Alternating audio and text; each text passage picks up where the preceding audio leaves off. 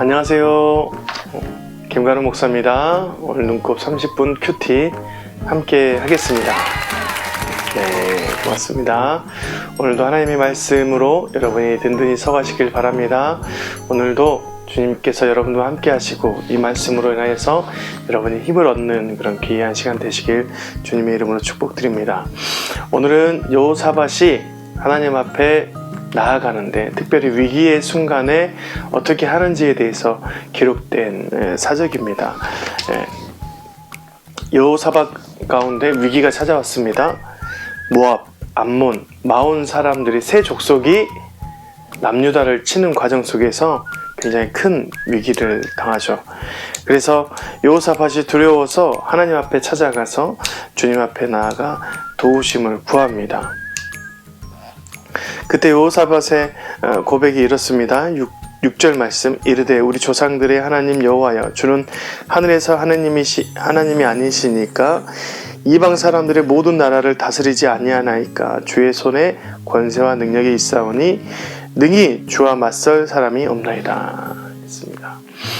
하나님을 향해서 주님의 권세와 능력이 이방인에게도 임한 것을 믿습니다 라는 그런 믿음의 고백으로 나아갑니다. 주님은 하늘에서부터 나오는 권세와 능력이 있으니 그 권세와 능력으로 뭘 해달라는 거죠? 바로 자신들의 나라를 구원해 달라는 것입니다.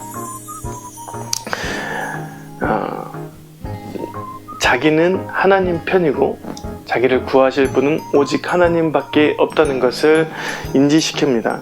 실은 이 과정 속에서 하나님을 향해서 어떤 것을 가지고 나아갑니까? 자신의 의로움, 자신의 거룩함이 아니라 하나님께서 주신 약속을 가지고 나아갑니다. 결국 우리가 들고 나아갈 것은 내 것으로 하나님 앞에 들고 나아가는 것이 아니라 하나님의 것으로 들고 나아갑니다. 하나님이 주신 언약의 말씀, 하나님이 가지고 있는 권세와 능력, 하나님께서 이 땅 가운데 깔아놓으신 평안함, 이것들을 가지고 우리가 선포하고 나아가는 것이죠. 여호사밧이 그걸 정확히 알았던 것 같아요. 12절 말씀,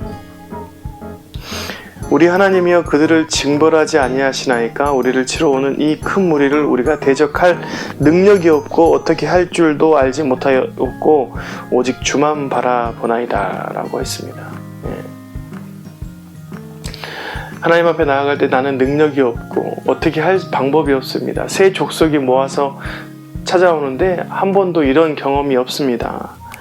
그래서 주님이 아니면 우리가 이 땅에서 살아남지도 못할 뿐 아니라 주님이 만들어 놓은 주의 기업, 이 땅이 하나님 나라, 하나님께서 수없이 뿌려놓은 하나님의 언약들이 다 무너질 판입니다. 그러니 우리를 구원해 주십시오 라고 말을 합니다.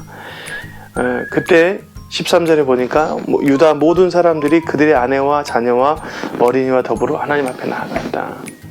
이런 위기 때 온 백성뿐만 아니라 자신들의 있는 모든 인류를 깨워서 어린이와 아내와 자녀 모두 다 하나님 앞에 무릎 꿇고 신실하게 구해야 될 때라고 말을 합니다. 사람들이 보는 관점이 다 다르잖아요. 아내의 관점, 어린이의 관점, 또한 자신의 가정의 관점, 또 다른 나라의 다른 사람들의 가정의 관점 다 다른데 그걸 다 불문하고 하나님 앞에 나아갈 때는 모든 민족이 나아가야 된다라고 얘기를 하고 있는 것입니다. 여러분, 우리가 하나님 앞에 나아갈 때 하나가 되기 위해서는 이렇게 온 힘을 써서 나아가야 될 필요가 있습니다. 여러분의 가정은 어떻습니까?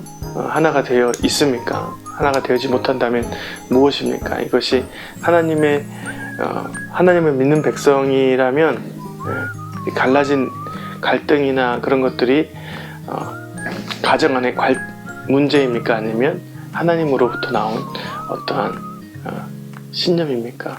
이 모든 것들을 다 넘어서서 하나님만 바라볼 수 있는 그런 시점이 되어졌으면 좋겠습니다. 지금 우리가 이제 수도권도 2단계를 넘어서 코로나 발령이 3단계로 넘어갈 시점이고 또 전남 동부 지역도 2단계로 넘어갈 어려운 상황이 있습니다. 이럴 때 우리가 모두 하나님 앞에 나아가서 여러분의 가정에 있는 아내, 자녀, 어린이, 남편 모두 다 하나님 앞에 나아가서 주님 앞에 힘을 쓰고 나아갈 수 있는 그런 마인드가 되어야 될 것 같습니다. 우리 하나님밖에 없다는 것을 언제나 인지해야 됩니다. 우리가 나아가야 될 것은 하나님의 것으로 나아가야 되죠. 하나님의 권세와 능력, 하나님께서 주신 언약, 하나님이 뿌려놓은 주의 기업이 이 땅에서 무너지는 것을 주님께 선포하며 나아가야 됩니다. 그것을 이용하는 것이 아니라 진정으로 하나님 앞에 그것을 지켜달라고 나아가는 것이죠. 이렇게 간절히 간구했던 그들의 민족의 14절 말씀에 여호와의 영이 회중 가운데 임한다. 14절 여호와의 영이 회중 가운데서 레위 사람 야하시엘에게 임하였으니, 특별히 말하는 것은 그는 아삽 자손 마띠아의 현손이요 여일의 증손이요 부나야의 손자요 스가엘의 아들이었더라. 대대로 내려오는 신앙의 가족이었더라.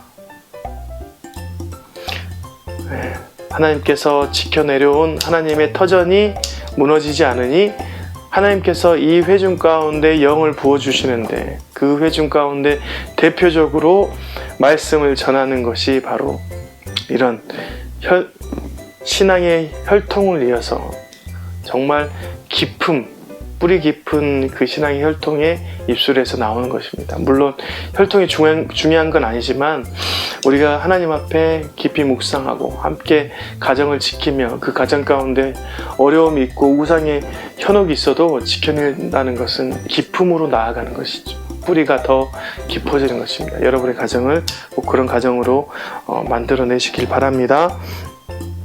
하나님께서 도와주셔야 되는 것이죠.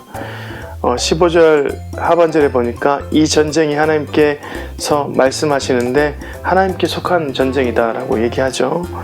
여호와께서 이같이 너희에게 말씀하시기를 너희는 이 큰 무리로 말미암아 두려워하거나 놀라지 말라. 이 전쟁은 너희에게 속한 것이 아니요 하나님께 속한 것이니라. 17절 이 전쟁에는 너희가 싸울 것이 없나니 대열을 이루어 서서 너희와 함께한 여호와가 구원하는 것을 보라. 유다와 예루살렘아 너희는 두려워하지 말며 놀라지 말고 내일 그들을 맞서 나가라. 여호와가 너희와 함께하리라 하셨느냐 하며 있습니다. 여러분 하나님께 속한 것은 하나님께서 임하시는 것이죠. 정확하게 말합니다. 너희가 싸울 것이 없다. 실제로 여호사밧은 자신의 능력이 없다는 것을 인지하고 있었고 그것을 하나님께서 한 번 더 얘기해 주십니다. 세상에 나아갈 때 하나님께 속한 전쟁이고 아니면 내 죄악 때문에 일어난 전쟁인지 또는 우리의 사회적 갈등 때문에 일어난 전쟁인지 하나님께서 임하는 전쟁인지 하나님께 영광으로 나아가는 전쟁인지 잘 분별하며 나아가셨으면 좋겠습니다. 어떤 것이 됐던 간에 주님을 의지하는 건 맞지만 주님이 나에게 속한 전쟁이다 라고 했다면 하나님을 강하게 신뢰하시고 그 일 가운데 하나님의 구원을 바라보시는 여러분이 되었으면 좋겠습니다.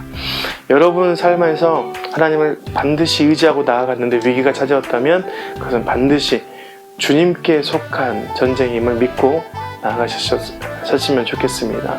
그런 전쟁으로, 그런 삶으로 살아갈 때 모든 전쟁 가운데 하나님께서 여러분에게 승리를 허락해 주실 것입니다. 하나님의 살아계심이 여러분의 삶에서 여호와의 영이 임하듯이 임할 것입니다. 오늘도 그런 승리의 삶을 살아가시는 저와 여러분이 되시길 주님의 이름으로 축원드립니다.